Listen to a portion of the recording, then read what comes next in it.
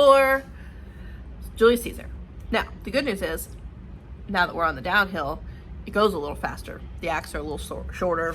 Things go progress a little faster. So, Act 4 starts out at Caesar's house. And we have Antony, Octavius, and Lepidus. Again, we have that triumvirate, triangle of power, those 3 guys. And they are making a list of all of the people that they are going to kill. So, just so we're clear, nobody is innocent here. The conspirators did kill Caesar. That was bad. Or good, depending on how you see it. Just so we're clear. Everybody here has their own blame. The conspirators did kill Caesar, which may or may not, depending on how you feel about that, be a bad thing. Antony, Octavius, and Lepidus have taken over, and they are making a long list of all the people they intend to kill. And they're pretty hardcore. Antony says Lepidus... Oh, no. Antony says that Lepidus's brother must die. Are you cool with that, Lepidus? Yeah, it's fine. He says, but... we also need to kill your nephew, Mark Antony, your sister's son. Are you cool with that? Antony's like, yep, check it. With a spot, I damn him. So they put a spot by his name, and that means he's getting killed. And it's a long list. So they're killing off their own family members. They're killing off people in the Senate. They're killing off anybody they think might be a problem when it comes to them taking over. And then they send Lepidus to go get Caesar's will. Number 1, this proves that there was no will when he was at the funeral, because they just sent Lepidus to go get it. So he made all that up. And secondly, while he's gone, Antony says, you know what, to Octavius, this is a slight unmeritable man meet to be sent on errands. Lepidus should not be part of our group. Now, think of power as a pizza. If you have 2 friends over, you have a pizza, and you share it, you're going to get a certain amount. If you only have 1 friend over, you're going to get more pizza because there's only a certain amount of pizza, but the fewer people you have to share it with, the more you get for yourself. So Antony is sharing power with Octavius and Lepidus right now. But he sends Lepidus out, and he says to Octavius, we should get rid of Lepidus. Octavius doesn't really go along with it. He says he's a tried and valiant soldier. And Antony says, yeah, well, so is my horse. But you don't see me making him ruler of the free world. So, although Octavius disagrees with Antony, he does not think that they should cut out Lepidus. He does agree to go along with his plan.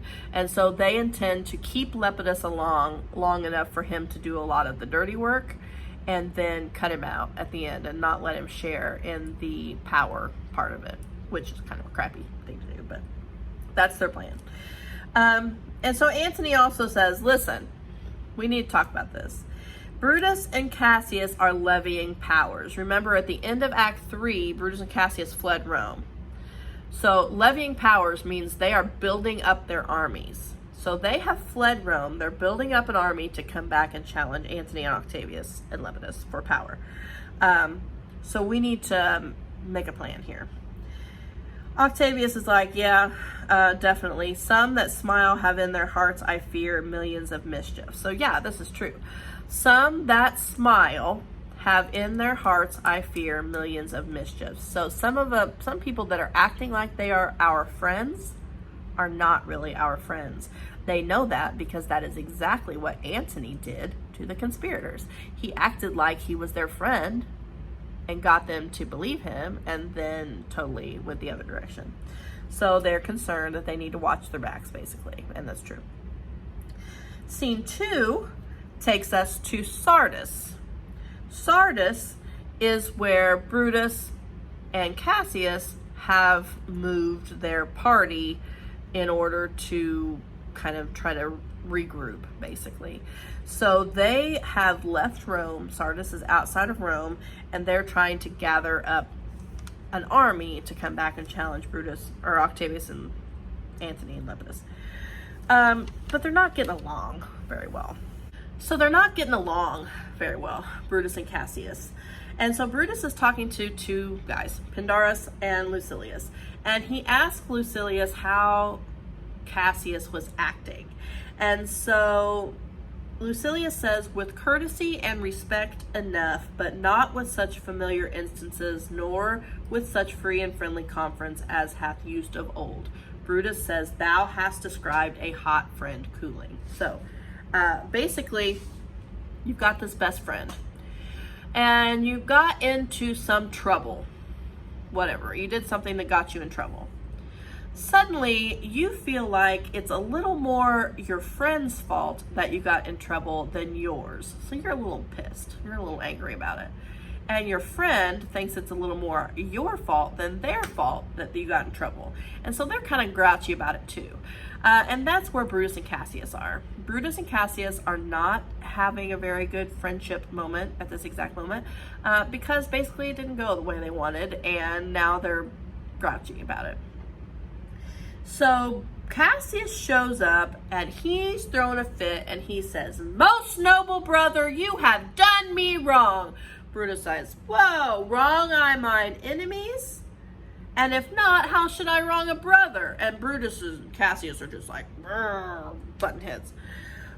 So Brutus is like, wait, you need to slow your roll, calm down for a minute, because all of our soldiers here are watching us. Are they going to want to go into battle and risk their lives for people who can't even get along with each other? No, they're not. So you need to shut your mouth for a minute, and we need to make this a private conversation, not a public conversation. So the only thing that changes between Act 2 and Act 3, or Scene 2 and Scene 3, is they go in the tent. And so they go into a tent to have a private conversation. So this is why Cassius is mad. Act 4, Scene 3. Cassius is mad because Brutus condemned a guy named Lucius Pella. Lucius Pella is a friend of Cassius, and he was condemned for taking bribes. He was taking bribes, but Cassius asked Brutus not to condemn him for it. This is exactly what got Blagojevich, our Illinois governor, put in jail. So Obama was elected, and he said, well, now I've got the Senate seat. Okay, cool. So I've got the Senate seat. Who wants to be a senator? How much money do you have? And that's why he got in trouble. You can't do that. So this guy, Lucius Pella, you want to be a general? Cool. How much money do you have? It's one of the only ways they have for raising money at this point. But it's not right. Okay, it's wrong to do that. So Brutus said, you know what? You shouldn't have asked me to not condemn him. He deserved to be condemned. And by the way, you are also said to have an itching palm, which means you want people to put money in your hand. So it's not really right for you to say anything about it. And of course that pisses Cassius off. He says, you know what? You're lucky you're Brutus and you're my friend, or else I would not let somebody talk to me that way, blah, blah, blah, blah, blah. Cassius is a super hothead. And Brutus said, no, look, this is not right. What villain touched Caesar's body that did not stab for justice' sake? Shall we now contaminate our fingers with base bribes? We killed Caesar for the sake of justice. We can't just go throwing justice out the window now that things went poorly.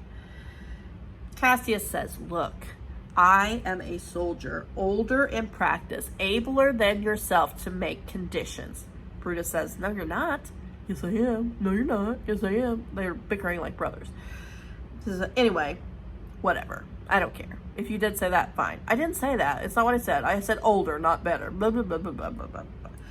So, that's why Cassius is mad. Now, Brutus is mad too. Brutus says, I did send to you for certain sums of gold, which you denied me.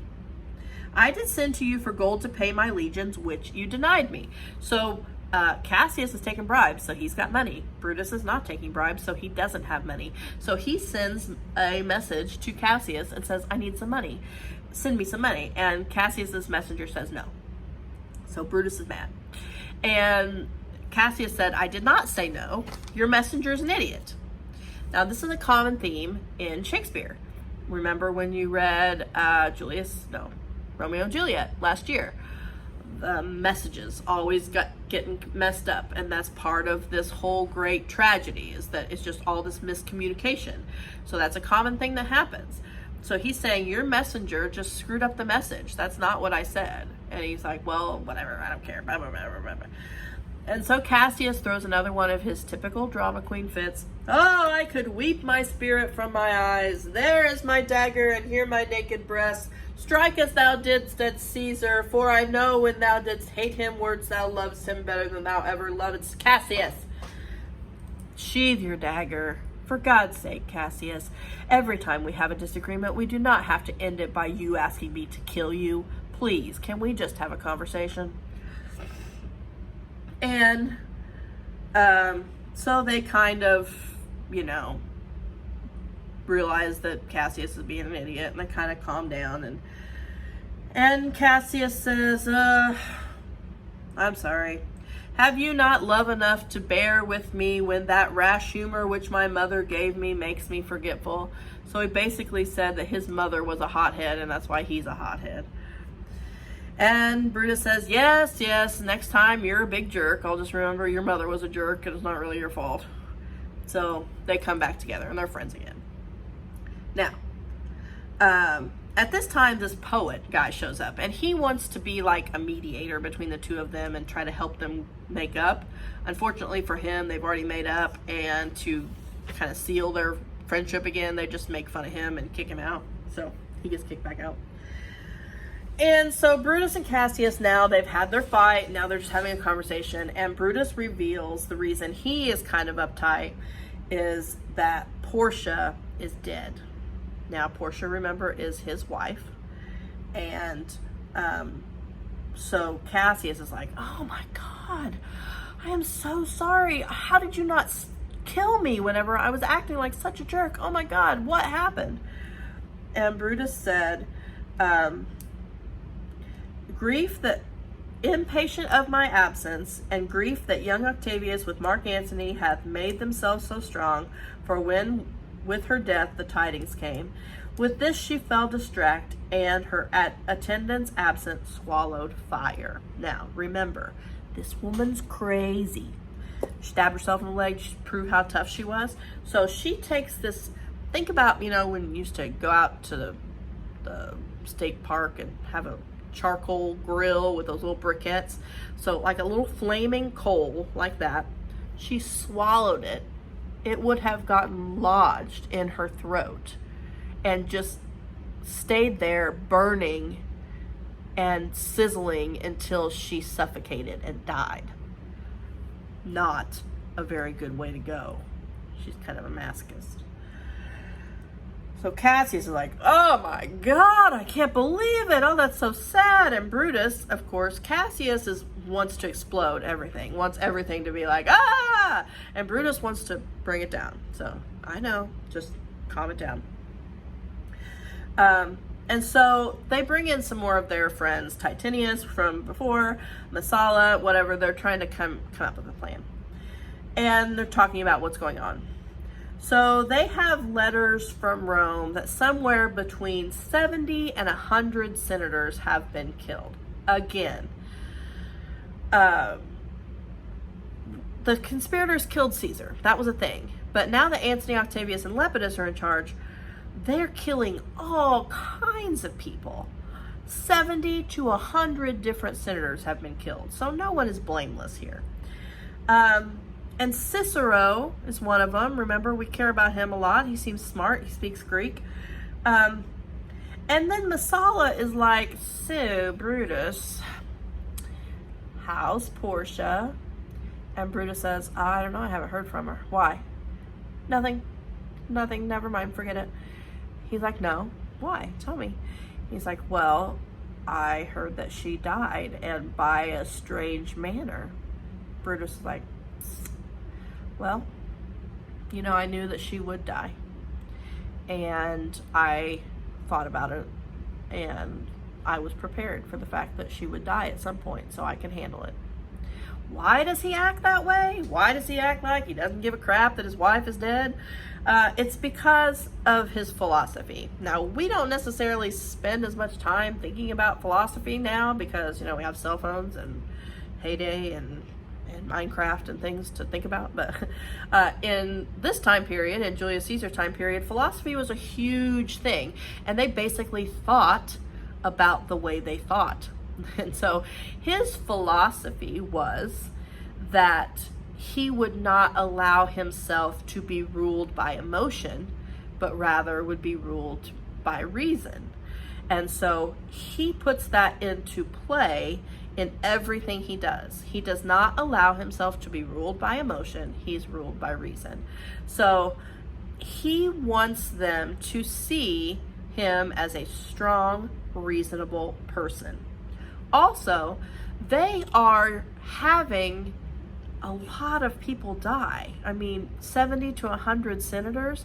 There's a good chance that the people he's talking to have been affected by death as well. So he's trying to seem strong, like he can handle it, so that he is an inspiration to his soldiers and his other people around him. So he pretends like he doesn't know, and he acts like it's no big deal because he's trying to seem strong so that they will be inspired by his strength. Okay, pause for a second while I redo the board. So now that they have kind of talked about all of those things, they are planning for their strategy for the war now. So basically, this is Rome. Over here. This is where Antony and Octavius and Lepidus are with their armies. Okay. This is Sardis, and this is where Brutus and Cassius have been camped out, raising up their armies. I can't see that very well, but it's over here. Brutus and Cassius. That's what that says. So it's like Rome is Olney. That's where everybody wants to be. And Sardis is Flora. I don't know if anybody wants to be in Flora. So Cassius says he thinks that they should let Antony, Octavius, and Lepidus march all the way from Rome through Philippi, which is the halfway point, to Sardis. We'll make Philippi noble. Okay, so he says, let's let them march all the way here. We will wait for them here. So they will spend all of their rations. They will be tired, and we will be sitting here in very good condition to take them on. We'll be well rested. We'll be ready to fight. Brutus says, not a great idea, because if they march through Philippi, through Noble, the people of Philippi will join their army, and their army will be larger by the time it gets to us than when they started. Instead, Brutus thinks that they should meet in the middle. Number one, Antony, Octavius, and Lepidus are expecting Brutus and Cassius to wait for them to seek them out. So they will be surprised if they see them here.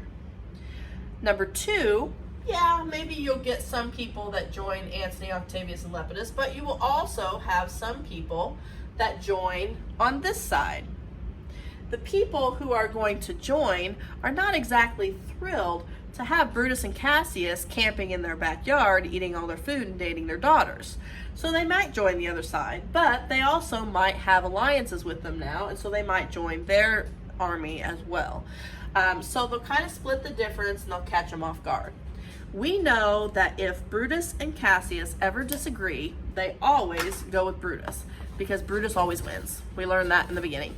So they will meet Antony, Octavius, and Lepidus Lepidus in Philippi. So Brutus says, there is a tide in the affairs of men, which taken at the flood leads on to fortune, which omitted all the voyage of their life is bound in shallows and in miseries. He's basically like, we need to take advantage of the situation. We need to go here. We need to meet our destiny, not let it come to us. We need to go after it. Okay, fine. That's what they're going to do. So they part. Everybody leaves, except for Brutus, who's in his tent, and Lucius, his servant. Brutus gets ready for bed. He gets out a book. He's reading a little bit. Lucius, his servant, is playing him a little song on his little guitar thingy. And so then they call in Varro and Claudius, their 2 soldiers, and just in case I have something I need, why don't you come in here and stay with me? Okay. So they're there, and everybody goes to sleep except for Brutus. Then who shows up except the ghost of Caesar? Ooh. And the ghost of Caesar says, Brutus says, why are you here? And he says, to tell thee thou shalt see me at Philippi. Now, if a ghost comes to me and says, thou shalt see me at McDonald's, I do not go to McDonald's. I go to Dairy Queen instead. But Brutus is not the same kind of person. And so he not only wants to go to Philippi, he wants to go right now. And so he wakes everybody up, because they were going to get up the next morning and go to Philippi. He wakes everybody up and makes them start marching at that minute to get to Philippi to see Caesar's ghost. Because when a ghost wants to see you, you're going to die. That's bad. But he is ready to meet it head on. And that's the end of Act 4. Okay, so we're on the downhill now. Study guide. All right, Act 4, Scene 1. Blank asked blank permission to kill the latter's dad, mom, brother. So it starts out, Antony asks permission to kill Lepidus's brother. No, Octavius. Bloop. Okay. Study guide, Act 4. 83. Blank asked blank permission to kill the latter's dad, brother, mom. So it starts out with Octavius asked Lepidus permission to kill his brother. He says yes. Then Antony asked Lepidus to go get Caesar's will so they could cut off some legacies. They're going to change the will. So number one, they didn't have the will for the funeral, like they said, so we don't know what's actually in it. And whatever is in it, they are going to change so they can keep more for themselves and less for whoever else he planned to give it to. So, also shady. After Lepidus had left, Antony called him a slight, unmeritable man. So he doesn't want to share power with him. 86. Antony told Octavius they would make Lepidus do much of the work, but they would not give him any of the credit, basically. Octavius believed that Lepidus was a good soldier. Nevertheless, he intended to dismiss him, as per Antony's wishes. 2 adjectives which describe Antony in this scene are forgiving, no. Cruel, yeah, if you want to kill off your own sister's son and whatever, yeah, that's kind of cruel. Generous, no, he wants to keep everything for himself. Unscrupulous, that means without morals. Again, that scruples is morals. So yeah, I'd say. Patriotic, I would say not. He doesn't care about the Roman people. He cares about himself, so I would say no on that one. Number 89, Antony informed Octavius that blank and blank were fleeing, returning to Rome, or raising an army. So they're talking about Brutus and Cassius, and they are raising an army to try to fight back. Act 4, Scene 2. Blank informed Brutus that blank had received him coldly. So at the beginning of Act 4, Scene 2, we have Brutus and Lucilius talking about Cassius. So Lucilius informed Brutus that Cassius had received him coldly. He says it's like a hot friend cooling, so that their relationship is kind of not so great. At that time, Cassius arrived to complain that Brutus had done him wrong. So he said, "Most noble brother, you have done me wrong." And he says, "No, I didn't, blah, blah, blah." Brutus reminded Cassius to speak softly so the armies would not overhear. So he's like, "Hey, dude, shut your face. We need to have this conversation privately." He commanded blank to let no one in until the blank was over. So he asked Lucilius to guard their tent until their conversation is done. Act 4, Scene 3. Cassius grumbled because Brutus had condemned Lucius Pella for taking bribes. He was taking bribes. Cassius asked him not to get in trouble, and basically Brutus says, no, that's inappropriate. Although Cassius had written letters asking for a pardon, Brutus had paid no attention to them. And that's true. Brutus knew that, and he chose not to acknowledge it. 96. Brutus accused Cassius of having an itching palm, which means you want money put in your hand, and for selling his offices for gold. You cannot do that. You cannot make somebody a general because they have more money than this other person. 97. Blank told Cassius to remember they killed blank for the sake of justice. So Brutus told Cassius to remember they killed Caesar for justice' sake. Then Cassius reminded Brutus that the former, which means Cassius, was an older and abler soldier. So Cassius says, "You don't know anything about being a soldier. You need to listen to me for once." And Brutus basically thinks, "No, I don't." So Brutus complained that he had asked in vain for Cassius to pay his troops. So he does not, he's mad too because Cassius wouldn't pay his troops. Cassius claimed that Brutus's messenger had been stupid. He was an idiot. He messed up the message. Then Cassius offered Brutus a dagger and told him to kill him. He said, "You love Caesar more than you ever loved me, and you killed him, so you might as well kill me too." Brutus is like, "Seriously, why do we have to do this over and over and over? I'm not going to stab you. We're having a conversation." He's a hothead. Cassius said his bad temper was inherited from his mother, and so they make up and everything's fine. Then Brutus informed Cassius that Portia, his crazy wife, had killed herself. Messala heard that 100 senators had been killed, among them the famous Cicero. Brutus wished to march to Philippi immediately. That's number 105. 106, Cassius preferred to remain near Sardis and let the enemy find them. 107, Brutus told Cassius that if they waited, fresh troops would join the army. Cassius wants to let them march all the way. Brutus says the people here will join and make their army bigger, so that's bad. 107, Brutus told Cassius if they waited, fresh troops would join the army. 108, finally, Cassius agreed reluctantly to Brutus's plan. Brutus's plan is to meet in the middle in Philippi. Before Brutus went to sleep, he asked Lucius to sing to him.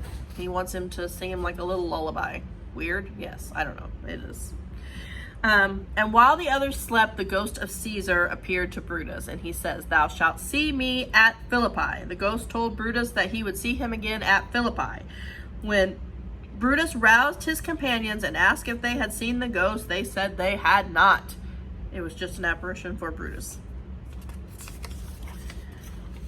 And that's the end. So he wakes everybody up, and he says, "Let's go. We're going to Philippi." Act 4, no review and assess, goes to build vocabulary. Phil. Phil means love. Like, can also mean wisdom, knowledge, thought. We talked about philosophy, and there's a lot of other phils here Look up the words, match them to the definitions. Down at the bottom, same thing. Look up the words, fit them in the sentence. Easy peasy. Grammar, we're talking about pronoun antecedent agreement. You know that if you have a singular pronoun, you have to have a singular antecedent. That's the word that it stands in for. So if you are talking about one girl, you use a singular feminine pronoun. If you're talking about multiple people, you use a plural pronoun. Okay, so that's here. It gives you the rules, and it asks you to choose the right pronoun and label it. Or choose the pronoun and label it. I don't know, whatever. Fix the errors at the bottom. All right. Reading strategy for this one is reading between the lines. It gives you a scenario and it asks you to kind of think a little bit past what's actually being said. We do this all the time when we read. We read not only what is there, but we read the inferences. So that's all it's asking you to do is read here what's going on and think about why it might be happening. Not what is exactly said, but go past that. Think a little bit. This talks about conflict in drama. It's basically asking you to look at an argument from both sides. What does one person say and what does the other person say? Okay? No writing, nothing. That's it. Okay? So that is the end of Act 4. Yay.